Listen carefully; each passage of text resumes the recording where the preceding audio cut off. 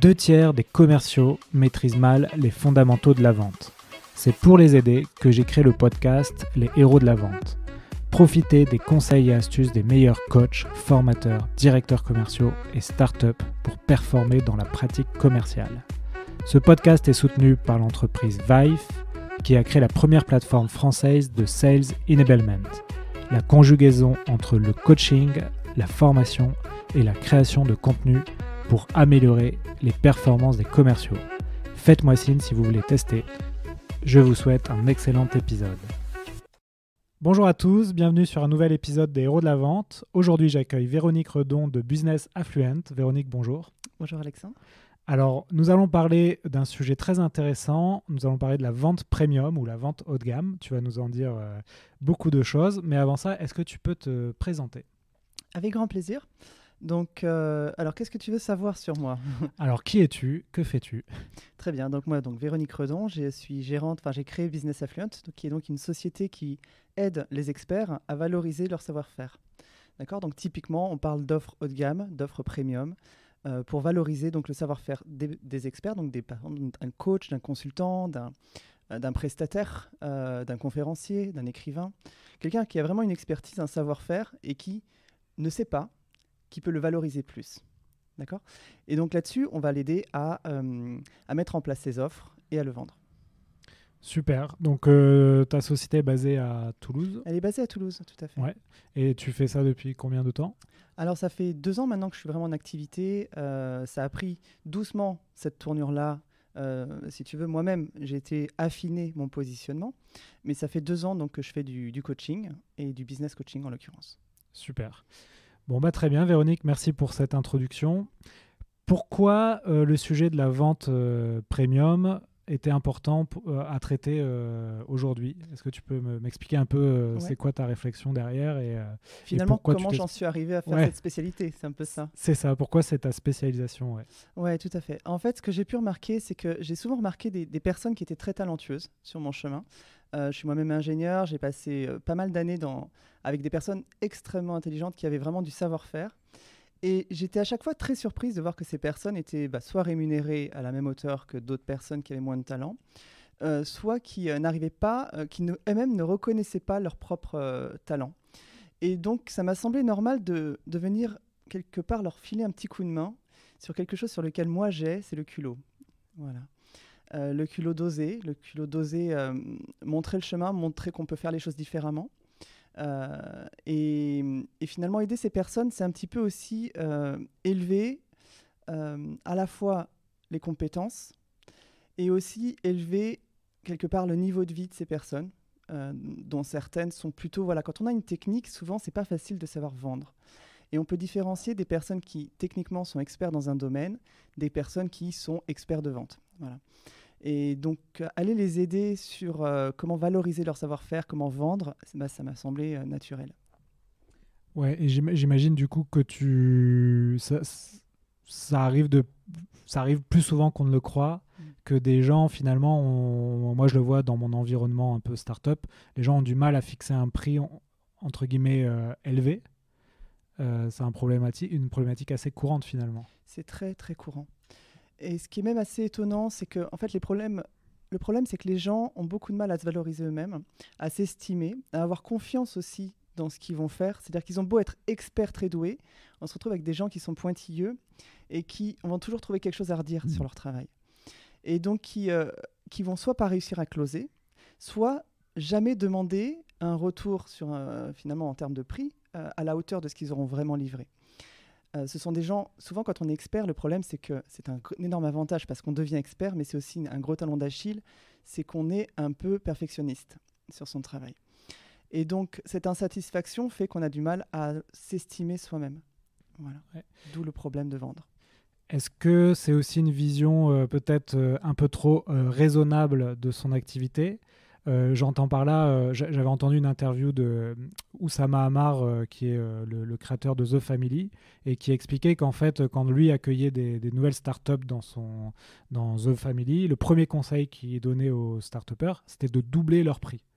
Et en fait, il leur expliquait qu'on a souvent une approche raisonnable du business et on veut faire comme la plupart des gens, c'est-à-dire la plupart des sociétés qu'on voit qui ont pignon sur rue, donc souvent des grands groupes. Et du coup, on n'a pas d'approche différenciante ou clivante, et ça commence aussi souvent par le prix.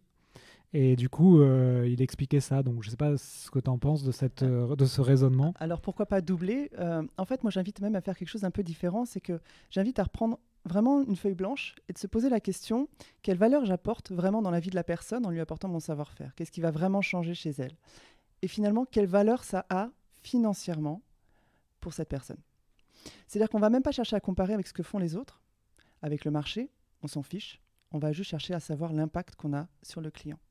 Ça veut dire qu'on peut avoir des personnes qui font des prestations peut-être à 200 000 euros, alors que quelqu'un à côté va faire du 2 000 euros la journée.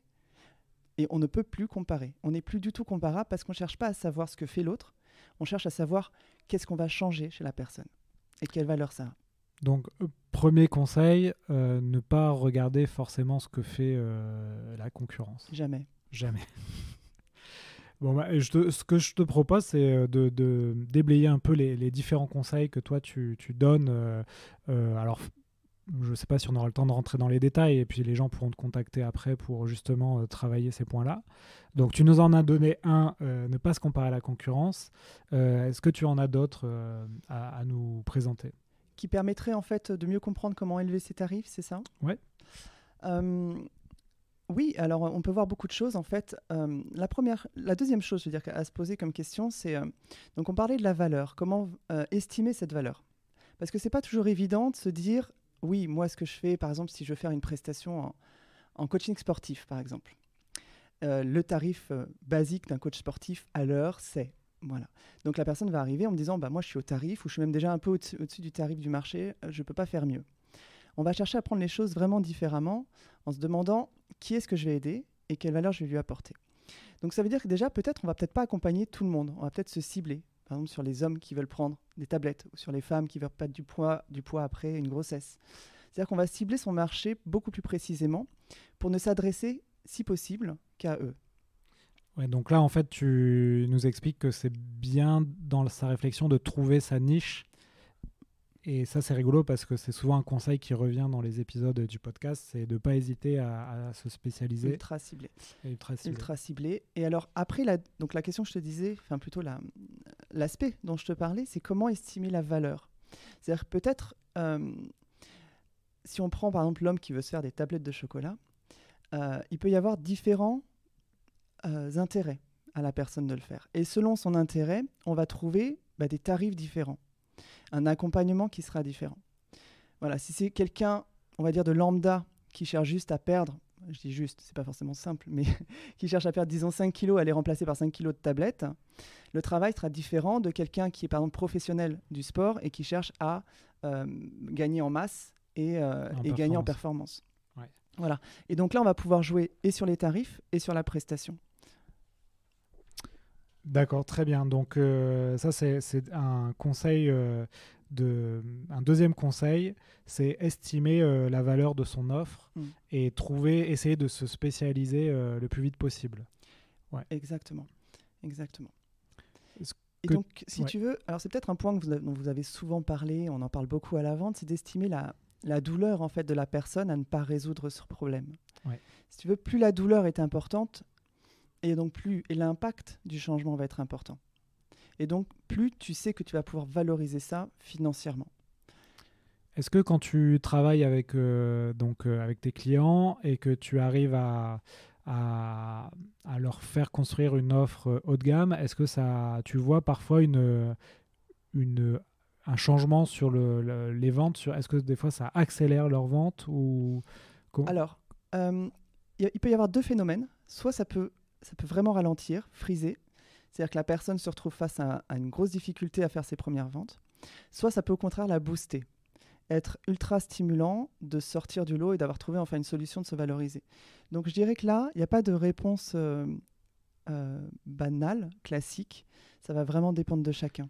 Oui, puis à la limite, par exemple, en reprenant le cas, même si ça peut être caricatural, je double mes prix.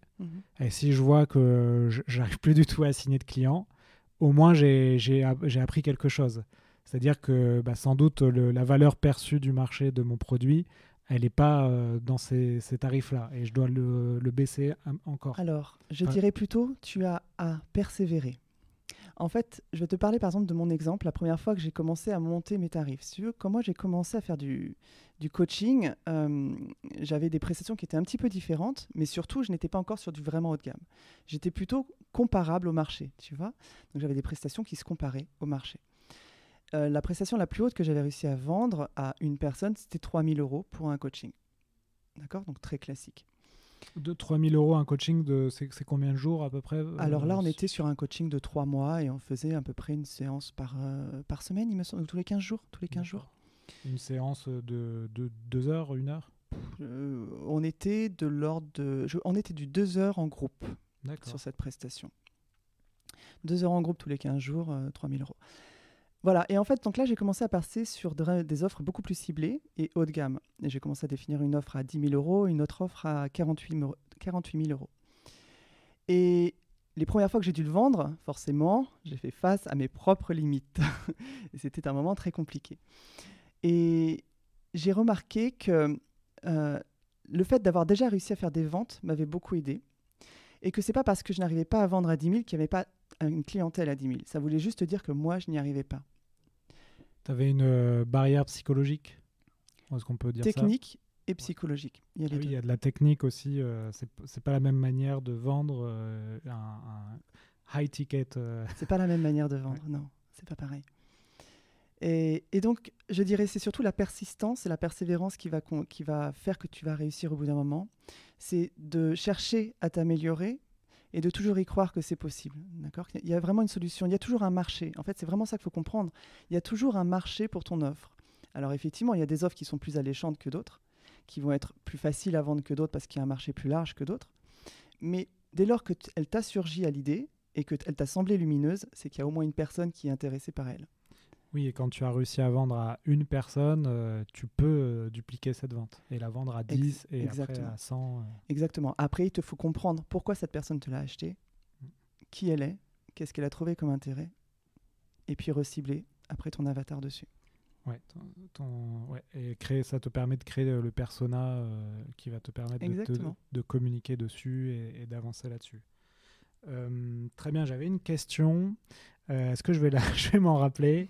Est-ce que toi, dans tes clients, tu as aussi des marques qui sont déjà dans du premium, qui te contactent et du coup, c'est un travail plutôt d'ajustement. Tu vois, je pensais par exemple à, je sais pas moi, à Ferrari qui pouvait se dire, bah, tiens, nous, on a besoin de formateurs qui sont spécialisés sur de la vente premium. Est-ce que ça t'arrive ça? Alors, ça ne m'est pas encore arrivé, mais ça commence à venir. C'est-à-dire, je commence à avoir des personnes qui sont déjà spécialisées en tant que commerciaux et qui viennent me chercher pour travailler sur des offres encore plus haut de gamme. D'accord. Donc oui, ça arrive. Donc aujourd'hui plutôt tes clients, c'est plutôt des gens qui ont une problématique de pricing et qui hésitent à passer le cap de augmenter des prix. La plupart de mes clients, ce sont des personnes qui ne savent pas se vendre. Ah oui, intéressant. Et en fait, la raison est simple, c'est que ce qui a initié mon mouvement à faire ça, c'est que j'ai été animé de ce désir d'aider les gens qui avaient une passion, de vivre de leur passion. Donc naturellement, c'est les personnes que j'ai attirées à moi, c'est des personnes qui sont passionnées, mais qui ne savent pas se vendre. D'accord, très bien. Tu as parlé d'une manière de vendre différente quand tu proposes des prix premium. Est-ce que tu peux nous en dire un peu plus? C'est quoi en fait les changements entre une manière de vente, un produit on va dire lambda et un produit premium? Alors la grosse différence, c'est qu'un produit lambda, le consommateur ou l'entreprise, que ce soit un business ou pas, est déjà éduqué à ça. Donc tu peux arriver avec tes gros sabots, ce qui va faire la différence, c'est des petits détails que lui-même va aller chercher, une petite sensibilité par rapport à toi par exemple. Quand on fait de la vente haut de gamme, il faut aussi éduquer la personne qui est en face. Donc on n'est plus du tout sur le même rapport avec la personne. C'est vraiment une vente qui est élégante. Je ne sais pas si ça te parle. C'est une vente qui est très dans le respect de l'autre, qui doit toujours veiller à ce que l'offre réponde extrêmement bien à son besoin. Et il y a un vrai rapport de confiance qui doit s'instaurer pendant la vente. On n'est pas en train de vendre une formation ou un coaching à 60 € par exemple de l'heure, où on va se dire « Ok, tiens, elle m'a été conseillée, je vais aller la voir, et puis je vais essayer, ça ne me coûte pas grand-chose, donc il n'y a pas d'effort à faire à vendre, parce que la personne, Il n'y a pas une perte énorme à faire cet effort-là. Donc presque elle est closée toute seule. Quand on fait un coaching à 50 000 euros, la personne, elle va se poser des questions, savoir si elle doit vraiment venir travailler avec vous. Oui, donc peut-être que ça va jouer sur la qualité, mais la quantité. Tu vas peut-être du coup avoir moins de ventes, mais avec des plus gros tickets et avec un public plus exigeant sur ton service. Pas forcément. Alors, oui, je ne l'aurais pas dit comme ça, mais j'entends ton raisonnement, il est intéressant. Je dirais c'est surtout c'est vraiment un rapport de confiance qui s'instaure. Moi, c'est vraiment ce que j'ai pu remarquer dans tous les closings que j'ai pu faire, c'est que systématiquement, la personne sent que je suis la bonne personne pour l'aider. Et ça, c'est très important. Ça me fait penser, par exemple, à quelqu'un qui aurait une maladie, et qui voudrait aller voir le bon médecin dont elle est sûre qu'elle va pouvoir répondre à son besoin. Ouais, le spécialiste. Le spécialiste, c'est exactement ça. On est prêt à payer cher le chirurgien expert pour aller faire l'opération du cœur, et on peut payer n'importe quel dentiste pour aller réparer une carie. Ouais, donc là, on revient encore à l'importance de trouver sa niche et sa spécialisation. Ouais, tout à fait. Où finalement, quand on est trop généraliste, on vend à personne. On peut vendre à beaucoup de monde, mais on ne vendra jamais cher. Ouais. Oui, il y a une petite nuance à savoir. Très bien. Est-ce que tu as d'autres tips, entre guillemets, comme ça, des petits conseils qu'on pourrait appliquer facilement, ou c'est un travail plutôt de fond à faire sur beaucoup de choses? Après, c'est vraiment un entraînement. Ouais. D'accord. Il faut vraiment le voir comme un entraînement sportif. Faire de la vente, n'importe quel commercial va te le dire, hein, vendre, c'est une spécialité, mais n'importe qui peut l'acquérir. C'est vraiment ça que je voudrais passer à tous les experts qui nous écoutent. C'est pas parce que vous n'avez pas été vendeur que vous ne pouvez pas vendre. Moi, j'étais ingénieur, je n'avais rien vendu. J'étais salarié et du jour au lendemain, je suis passé entrepreneur et j'ai commencé à faire mes premières ventes. Aujourd'hui, je fais des closings conséquents.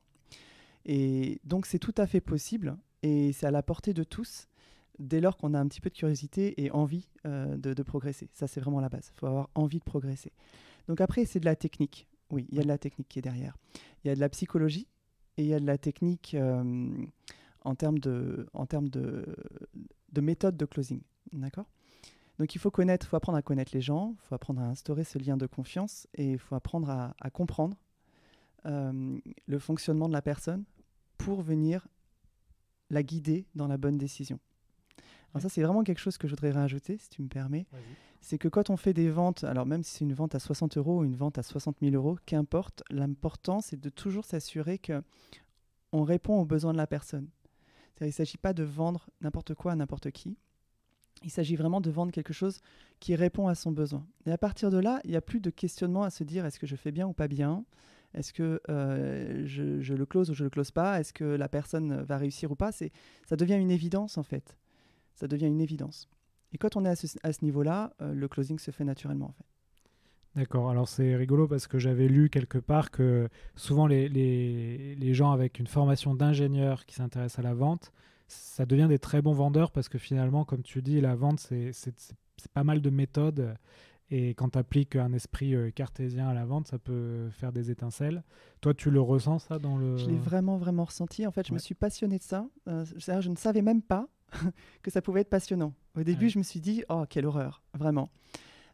Et en fait, j'ai fait mes premiers closings, j'avais fait mes tout premiers clients, j'avais fait une petite réunion de présentation d'un programme et j'avais eu 4 personnes dans la salle et j'ai fait un pitch, mais j'avais complètement improvisé et dans la salle, j'ai eu 2 clients sur les 4. Et là, je me suis dit, c'est kiffant. Vraiment. Ouais. Et d'un coup, je me suis dit, non, mais cette sensation, c'est extraordinaire. Donc, j'ai continué à rester sur ma spécialité. Puis, doucement, je me suis vraiment passionné de cet effet-là, de comment m'assurer déjà que j'avais mon bon avatar devant moi et comment faire pour l'influencer dans sa bonne décision, faire que lui décide de me suivre dans cette aventure. Donc, oui, c'est passionnant et je pense qu'effectivement, peut-être mon cerveau d'ingénieur a été est bien formaté pour ça. C'est tout à fait possible parce qu'il y a une grosse part analytique et très spontanée. C'est-à-dire que c'est à la fois analytique et à la fois c'est immédiat et instantané. Donc, il faut de suite sortir la bonne réponse, avoir la bonne émotion, avoir le bon comportement. Donc, ouais. Ouais, c'est vrai qu'on en a déjà parlé là aussi dans plusieurs épisodes. En France, on a plutôt une mauvaise image de la vente, mais en fait, quand on est derrière la barrière, on voit les solutions qu'on peut apporter à des clients et aussi l'adrénaline que ça peut provoquer. Et on peut vite devenir passionné par le sujet. C'est vrai, tout à fait. J'avais une autre question sur le sujet des ventes premium. Pourquoi, selon toi, ou comment tu adresses ces populations, les jeunes vendeurs ou les jeunes entrepreneurs, souvent ont cette peur de pricer et de communiquer un prix plus ou moins élevé à leur premier client. Comment tu le perçois? Comment tu les coaches là-dessus, sur cette question-là? En fait, je suis passé par là, donc je peux en parler. La première fois que j'ai fait que j'ai présenté mon offre à 10 000 €, faudrait que je réécoute le call, mais je pense que ma voix tremblait. En tout cas, je ne serais pas surprise. En tout cas, intérieurement, je tremblais. Je me disais, mais je ne peux pas faire ça, je ne peux pas dire ça, je ne peux pas dire ce prix, je vais me prendre une remarque. Et je l'ai sorti. Et là, la personne n'a pas eu bronché, quoi que ce soit. Et j'ai dit, mais en fait, j'avais peur de quoi, là? Donc, elle ne m'a pas suivi, quoi qu'il y ait eu vraiment une période d'hésitation, mais j'ai eu le droit à quelques objections, dont certaines qui ne sont pas passées, donc je n'ai pas closé. Mais au moment où j'ai fait ce premier pas, et donc là je dirais la première chose c'est d'essayer de faire le premier pas, et tant que vous ne l'avez pas fait, vous tremblerez de peur, et même quand vous l'aurez fait, vous tremblerez la seconde fois, peut-être à la 5e fois, 10e fois, vous arrêterez de trembler. Ouais. Et dans tous les cas, il y a toujours quelqu'un à qui votre offre répond. C'est-à-dire qu'une offre à 10 000, ça peut paraître élevé. Si demain je vais voir Elon Musk et je lui fais une offre à 10 000, il ne me regarde même pas. Donc ça va dépendre de qui vous avez en face, tout simplement. Ouais. Et du coup, on dit souvent que quand on vous dit pas que c'est trop cher, c'est que souvent vous avez sous-pricé. Donc, comment toi tu réponds à la fameuse objection, c'est trop cher? Alors, comment est-ce que je réponds à c'est trop cher? Parce que ça arrive, évidemment. Je cherche à bien faire comprendre à la personne l'investissement, le fait que c'est vraiment un investissement. C'est-à-dire que je lui fais comprendre l'écart entre là où elle est et là où elle veut aller. Ouais. Et que c'est impossible ou quasiment impossible d'y aller seul, sinon on l'aurait déjà fait, on ne serait pas en train de se parler selon son histoire, hein, c'est-à-dire que je peux reprendre des éléments de son histoire et lui faire comprendre le fait que... Gain. Pardon ? Le gain. Le gain, exactement. Le gain qu'il y a derrière sur cet investissement. Ouais, alors le gain et puis aussi la perte si elle ne travaille pas avec toi. C'est exactement ça. Ouais. Parce que je connais plein de personnes, parfois même closer à 3 000 est plus compliqué que closer à 30 000. C'est ça qui est incroyable. Parce que les personnes que vous cherchez à closer à 3 000 sont souvent des personnes qui n'ont jamais investi sur eux. Donc, ils n'ont jamais sorti plus de 100 € chez le médecin qui est remboursé pour se faire coacher ou se faire accompagner. Ou alors, dès qu'il y a une formation, il faut que ce soit remboursé par tel organisme. Donc, sortir même 3 000 € est compliqué. Donc, parfois, closer à 3 000 est plus compliqué que closer plus cher. Et quand on commence à closer plus cher, on s'adresse soit pas aux mêmes personnes, soit les personnes qui vont vous dire oui sont des personnes qui ont compris l'enjeu de l'investissement. Ils ne sont pas juste entre deux à se dire bon allez 3 000, je les prends, puis si ça ne marche pas, c'est pas grave. Ils savent qu'il y a un vrai enjeu derrière de réussite. Donc les taux de réussite sont forcément plus sympas. Ouais. Donc toi tu dirais que closer à 30 000 finalement ça, entre guillemets, il y a une sélection naturelle qui s'opère aussi vis-à-vis de tes prospects, tes clients. Oui. Il y a une sélection naturelle qui se passe. Ouais. Après, moi, j'ai toujours une offre à 3 000 aujourd'hui qui s'adresse à un public très, très particulier pour les aider à passer quelque chose de très, très spécial. C'est-à-dire que ça ne s'adresse pas à tout le monde parce qu'en fait, il y a des problématiques. À 3 000, il faudrait que j'y passe 1 an avec la personne pour la faire passer à ce step-là et moi, je n'y gagnerais rien du tout, voire j'y perdrais. Donc, c'est des personnes que je n'aide pas. Donc moi-même, j'ai sélectionné en fait les personnes que je peux aider et que je ne peux pas aider en fonction des problématiques qui, je sais, sont solvables sur ce type de budget. D'accord, très intéressant. C'est vrai que ce test-là, moi, je l'ai pas encore pratiqué, mais de doubler des prix, par exemple, ça peut être intéressant de voir si ça change, ça accélère ou ça stoppe complètement vos ventes. Ça a forcément un effet. Si ça a un effet chez toi, ne serait-ce que d'en parler, ça aura forcément un effet sur ta vente. Ouais. Ok, très bien. Est-ce que tu as d'autres choses en tête à nous partager là-dessus, sur ce sujet? Sur le sujet de la vente? La vente de tickets élevés, est-ce qu'il y a d'autres choses, de points qu'on n'a pas abordés qui, selon toi, sont quand même Il y a quelque chose qui est très important parce qu'on a beaucoup parlé technique et bien insisté sur le fait que c'était technique. Et oui, ça l'est. Mais en fait, la technique, quand on la maîtrise ou quand on s'entraîne à la maîtriser, ça devient une toute petite partie. Et la plus grosse partie, ça va être le mindset, ce que j'appelle le mindset, c'est-à-dire votre capacité et votre état, votre énergie au moment où vous allez closer. C'est-à-dire si vous arrivez que vous êtes en retard, déjà, vous prenez une pénalité. Si la personne d'avant vous a mis dans un certain état émotionnel et que vous arrivez avec cet état émotionnel au moment du second closing, ça va mal démarrer et ça aura forcément des répercussions. Si au moment où le client, plutôt le prospect, vous fait telle ou telle remarque ou telle objection, vous avez une réaction émotionnelle, ça va forcément influencer le closing. Donc en fait, c'est un point très très important. Quand on travaille ensemble avec moi, le mindset, c'est une part énorme du boulot. Énorme. Ouais, j'en ai parlé un peu dans l'épisode Le sens de la vente avec Antoine Jude sur la posture effectivement à avoir et que ça pouvait vraiment changer un rendez-vous ou un cycle de vente. Toi, comment tu travailles ce mindset? Est-ce que tu as des exercices ou... J'ai des exercices. Avant d'en parler, je voudrais juste te parler d'un closing que j'ai foiré justement à cause de ça. D'accord. C'est très important. Il me semble, pour témoigner en fait de ça, c'est que j'avais un client que je closais à 150 000 euros. Donc j'étais au deuxième rendez-vous avec lui. Il était très très chaud. Donc là, pour moi, c'était fait. C'était vraiment fait. Je suis arrivé en conquérant. Et pendant même... donc on a rééchangé sur ce deuxième rendez-vous ensemble. Pendant la première demi-heure, c'était une évidence. On allait travailler ensemble. Et donc j'étais extrêmement bien et à l'aise. Et d'un coup, ça s'est mis à virer. C'est-à-dire que d'un coup, lui-même est parti dans une projection de peur, quelque chose sur lequel je n'ai pas pu aller le récupérer. Et là, en fait, il y a des effets comme ça de bord qui sont que moi-même, ça m'a beaucoup chamboulé intérieurement de passer de cet état de certitude à cet état de « mince, il ne me suit plus ». Et donc ça, c'est des choses que vous allez forcément avoir quand vous faites des closings. C'est la capacité à rester stable va vraiment influencer sur la capacité à closer la personne et à la ramener vers vous au moment de prendre vraiment sa décision, quoi. D'accord, très bien. Tu veux nous dire quelques mots sur ces fameux exercices? Oui, alors les exercices que je pratique personnellement, en fait, c'est beaucoup de discipline mentale et physique.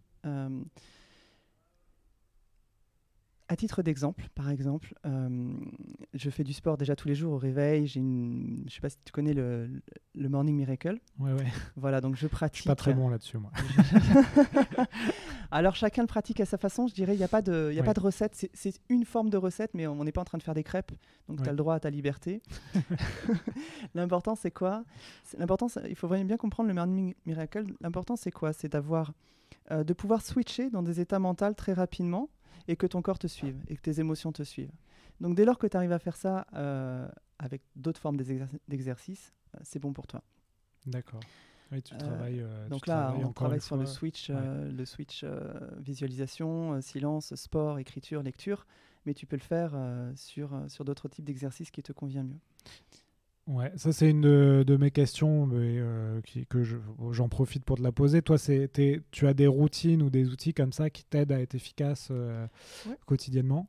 Oui, donc celle-ci en fait partie. J'utilise également quand j'ai vraiment besoin, par exemple quand je suis dans une tâche très répétitive et qui me prend la tête et qu'au bout d'un moment je deviens comme quelqu'un qui fait trop la même chose. C'est-à-dire que tu ne réfléchis plus et ton énergie baisse. Et donc, ce que tu fais est moins efficace. Tu commences à faire des erreurs, etc. Ouais, ça m'arrive donc aussi, là, je m'impose en fait un rythme très drastique où je mets mon réveil et toutes les 20 minutes, je me fais 1, 2 ou 5 minutes de pause. Ça dépend des instants. Donc, je mets mon réveil et dès que ça sonne, je m'impose la discipline de me poser, de faire un exercice particulier et de reprendre derrière. D'accord. Et ça peut durer combien de temps? C'est quoi? C'est une matinée, une après-midi? Alors là, je peux bosser comme ça des heures et des heures. Ah en ouais, fait. okay. Oui, parce que je prends toujours un espace pour me ressourcer. Donc je ne sens plus l'effort du travail. Il y a des moments où je vais faire une pause plus conséquente, par exemple une demi-heure. Et puis il y a des moments où j'ai juste besoin de 2 minutes et c'est réglé. Je mets une musique, je danse, par exemple, et c'est fini. D'accord. Donc ouais, tes pauses, comme tu as dit, ça peut être... faire le silence, faire un petit exercice de sport, méditer, ça peut être plein de choses. Faire des affirmations, danser, aller jardiner aussi quand c'est l'été. Ouais. Je vais jardiner un quart d'heure, je vais ramasser des tomates et je rentre. Ouais. Voilà. Oui, c'est où je passe un coup de fil à un ami, par exemple, juste 5 minutes, tiens, je me dis, tiens, là, voilà, j'ai 5 minutes, je passe un coup de fil à mon frère ou quoi que ce soit. Je fais quelque chose qui me distrait totalement l'esprit, totalement, qui me fait passer de l'état où je suis à un autre état totalement opposé. Ouais. Ouais, ça permet finalement de te ressourcer quoi, et de repartir après avec des idées tu reviens aussi frais. Fraîches, très bien. Ouais. Bah, du coup, j'en profite pour te poser mes fameuses questions. Est-ce que toi, tu as des contenus ou des bouquins ou des vidéos que tu pourrais partager aux auditeurs plutôt sur la vente, du coup, mais éventuellement, si tu as des choses qui ne sont pas sur la vente, mais qui sont quand même intéressantes, on est ouvert. Oui, alors moi je suis une grande lectrice, je lis beaucoup de choses et je regarde pas mal de vidéos aussi. Alors les personnes que j'écoute, là-dessus, les personnes que j'écoute, par exemple si je dois faire une recherche d'une vidéo inspirante, je vais aller regarder par exemple Dan Lok, qu'on connaît pas mal en vente, Brendon Burchard, qui n'est pas spécialiste de la vente, qui est spécialiste des hautes performances, mais qui derrière est un très bon vendeur. Donc c'est très, très intéressant d'étudier. Darren Hardy, pareil, axé performance, mais très bon communicant. Voilà, beaucoup des cultures américaines. Je suis exclusivement là-dessus, pour ainsi dire. Ils sont bons en vente. Ils sont bons et moi je les trouve très inspirants. Je travaille exclusivement avec l'Amérique depuis toujours, depuis que je suis sorti d'école. Et mon approche est très à l'américaine d'ailleurs. C'est pour ça qu'il y a souvent des gros écarts avec les Français, c'est assez amusant. Mais c'est pas grave, je suis là pour bousculer un peu les choses. Voilà. D'accord. Et alors après, en termes de lecture, alors j'avais déjà cité dans d'autres interviews MJ DeMarco avec L'autoroute du millionnaire, qui m'a beaucoup marqué comme livre. Je connais très peu le personnage, mais son livre m'avait bien plu, très bousculant. Et puis là, j'ai amené celui-ci, Power, de Robert Greene. Oui. Pareil, ce sont des livres très bousculants en fait. Ça ne va pas dans la conformité des choses, il faut être gentil avec tout le monde. Ça va dans des choses un petit peu cash. Et donc, quand on a besoin d'aller chercher cette énergie un peu plus yang, un peu plus lion pour closer, ça permet de remonter. Ça permet de se dire, ok, l'attitude à avoir, c'est celle-ci. Donc, c'est celle-là que je vais adopter au moins pendant cette heure-là de closing. Ok, très bien. Bon, ça fait déjà pas mal de choses à consulter. Est-ce que tu peux nous raconter une belle vente dont tu te souviens Ouais, ma première vente à 10 000 €. Je crois que c'est la première fois que j'ai réussi à faire un vrai closing à étiquette. Celle-là, elle m'a marqué. C'était dans ton activité actuelle ou c'était avant C'était la première vente de mon activité actuelle. D'accord. Ouais. Et en l'occurrence, j'étais arrivé avec la downsell, donc avec une offre à 3 000 €. J'avais encore jamais closé la 10 000, donc je me suis dit, celle-là, je la sens bien, j'ai pas envie de la perdre, donc je la propose à 3 000. Et la personne me dit, oui, ok, une fois qu'on a fait celle-ci, vous me proposez quoi? C'est quoi la suite? Et là, je lui ai dit, la suite, c'est ce programme à 10 000. Elle me fait, ok, donc au total, ça fait 3 000 plus 10 000. Bon, je vous prends tout. Et là, j'ai fait, c'est pas possible. Et je suis resté comme ça, c'est-à-dire que sa personne, en fait, voulait tellement travailler avec moi que je n'ai même pas closé, pour ainsi dire. Moi, j'étais arrivé avec mon offre à 3 000 et finalement, j'ai vendu mon offre la plus chère, avec vraiment la sensation que ça répondait à son besoin profond. Et donc là, ça a été un moment de gratitude énorme. Et ouais, c'est un bon exemple que finalement, quand tu passes cette première vente à 10 000, ensuite, comme on disait tout à l'heure, tu as une barrière psychologique qui est passée. Ouais. Et tu peux reproduire, dupliquer cette vente sur tes autres prospects. C'est beaucoup plus facile. Ouais, c'est beaucoup plus facile. Après, il y a toujours des barrières. Quand tu passes à 36, j'ai tremblé. Quand je suis passé à 150, j'ai tremblé. Et oui, mais quand on l'a fait une fois, c'est déjà un peu plus facile. Ouais. Donc là, c'est quoi ta prochaine barrière? Écoute, je ne vais pas forcément la révéler là. Elle répondra à un besoin très spécifique d'un client que je peux aider. D'accord, bon, très bien.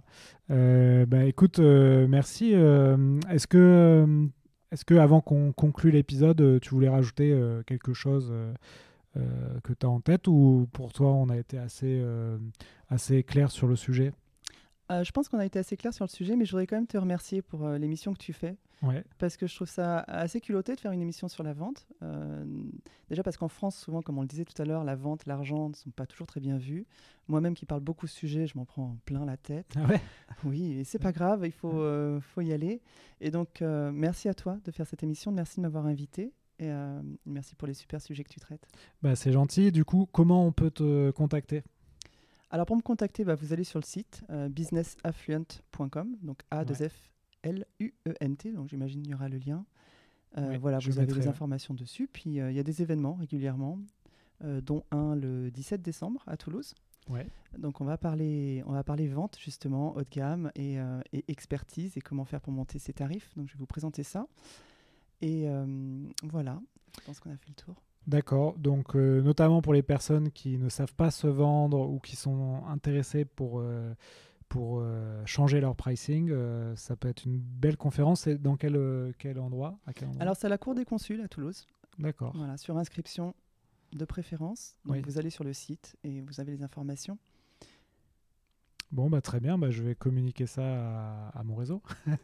Yes. Bon, merci beaucoup Véronique. Et puis, là, on est vendredi soir, donc bon week-end. Hein. Je te remercie. Merci à toi. Allez, au revoir. Au revoir. Voilà, cet épisode des Héros de la Vente est fini. J'espère que ça vous a plu.